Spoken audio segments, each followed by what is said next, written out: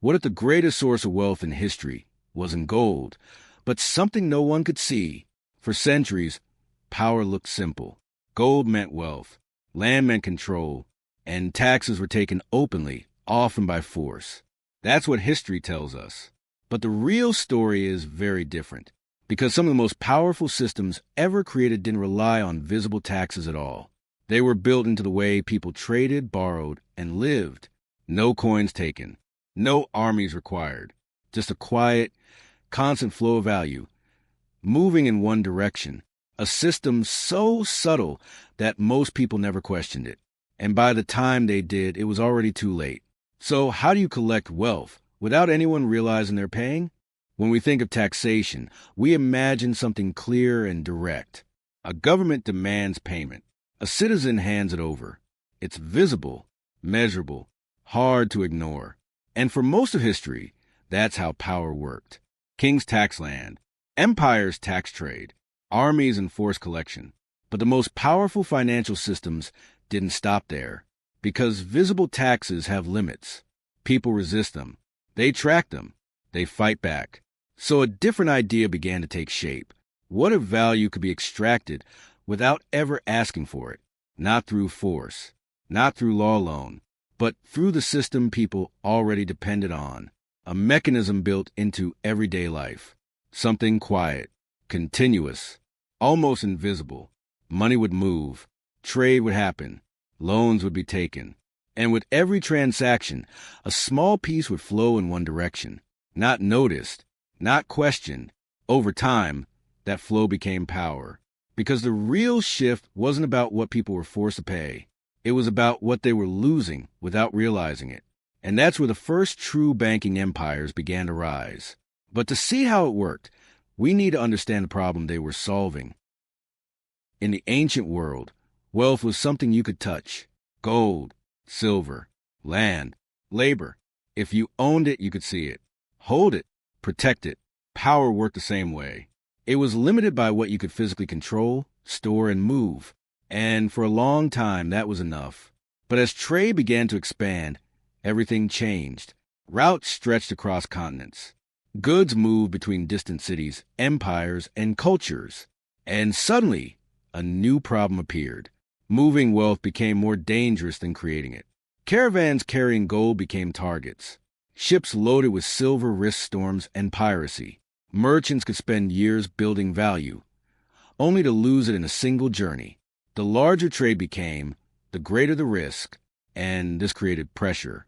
Not just economic pressure, but systemic pressure, because trade could not grow if wealth could not move safely. So societies began to experiment, at first with simple ideas, trusted intermediaries, written promises, records of value that didn't require physical transfer. It was a shift away from metal toward trust. Instead of carrying gold, you carried a claim.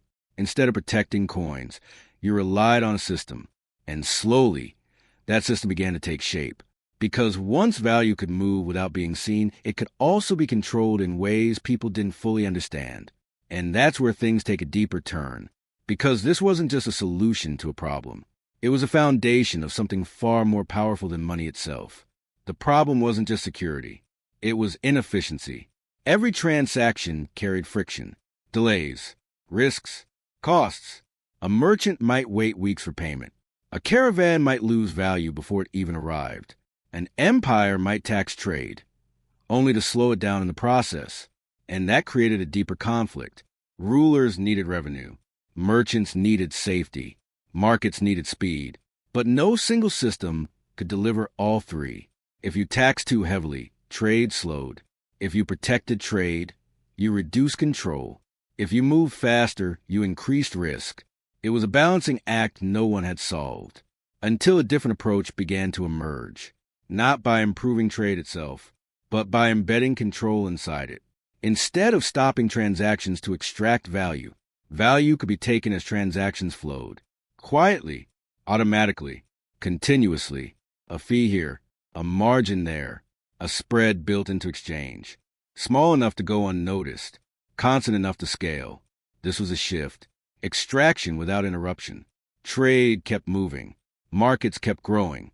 And beneath it all, a system began collecting value at every step, not as a demand, but as a condition of participation.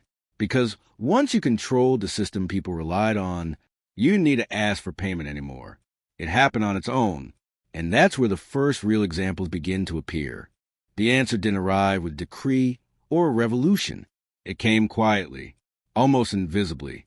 Instead of taxing wealth directly, these systems began to tax movement.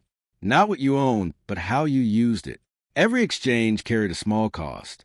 Every conversion included a hidden margin. Every loan came with interest that grew over time. At first, these charges seemed insignificant. A small fee for safety, a slight difference in exchange. Easy to accept, hard to notice. But together, they changed everything. Because now, every transaction became a source of revenue. Money didn't just move, it left a trace. And that trace could be captured. Merchants paid for convenience. Rulers benefited from stability. And those who controlled the system earned from both sides. This was something new, not a tax you could see, not a payment you could refuse, but a constant built into the flow itself. And for the first time, wealth could be extracted continuously, not once a year, not at the gate of a city, but every single time value changed hands. No resistance, no rebellion, because most people never realized it was happening. And that's where the system begins to scale. Because once extraction becomes invisible, it becomes almost impossible to stop. In medieval Europe, this system began to evolve. Quietly, precisely, early banking families didn't just store money. They moved it across cities, across kingdoms, across borders.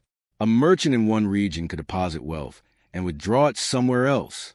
No caravans, no visible risk. But every step in that process introduced something new, a small conversion fee, a slight difference in exchange rates. Interest on credit extended over time. Each one seemed minor, almost invisible to the user, but together they created a powerful flow.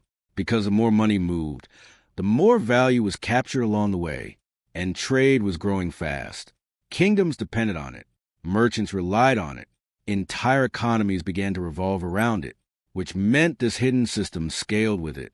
What looked like convenience was something much deeper, a new form of taxation, not enforced by kings, not collected by soldiers, but built into the structure of exchange itself. And unlike traditional taxes, this system didn't slow down as it grew. It accelerated, because the more efficient it became, the more people used it. And the more people used it, the more it extracted. Fortunes began to rise.